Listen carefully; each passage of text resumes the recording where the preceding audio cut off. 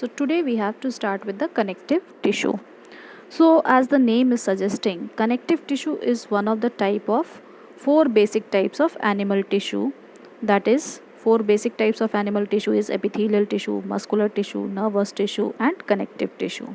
This tissue develops from the mesoderm layer of the gastrula stage. Okay, so there are three germinal layers: ectoderm, mesoderm and endoderm. So this tissue develops from the mesoderm, that is the germinal layer of the gastrula stage formed during the embryonic development.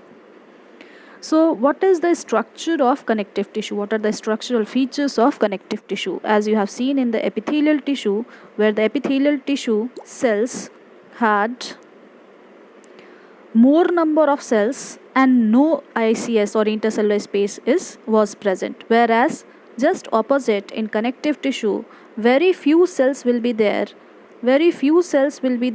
and maximum intercellular space will be present, and this intercellular space is filled with the fluid known as matrix, and in the matrix it will have the fibers, and these fibers may be the elastic fibers or non-elastic fibers.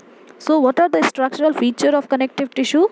Connective tissue's structural feature is that it has few cells, it has maximum intercellular space. This maximum intercellular space is filled with a fluid known as matrix, and in the matrix it will have the fibers which may be the elastic or the non-elastic fibers. Then what is the location of connective tissue? Connective tissue is found in between the other tissues everywhere in the body, including the nervous system, like blood. Everywhere it is present in a body. What is the function of connective tissue? Connective tissue binds one tissue with the other tissue. So as the name is suggesting, connecting or binding one tissue with the other tissue. It also connects the various organs. Okay, now we have to see the types of connective tissue. So connective tissue is broadly classified into three categories, that is CT stands for connective tissue. So connective tissue proper, fluid connective tissue and supportive connective tissue. So connective tissue proper will help in the packaging and binding of organs. This tissue will help in the packaging and binding of organs.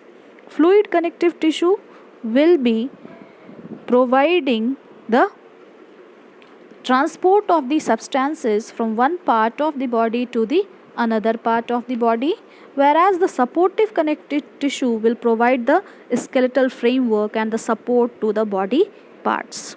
Further, this connective tissue is classified into three categories, that is areolar connective tissue, adipose connective tissue and fibrous connective tissue. Areolar, adipose and fibrous. Whereas fluid connective tissue is of two types, that is blood and lymph, and supportive connective tissue is of two types once again, that is bones and cartilage. So from the next class we will start with the connective tissue proper. This is all for today. Thank you everyone.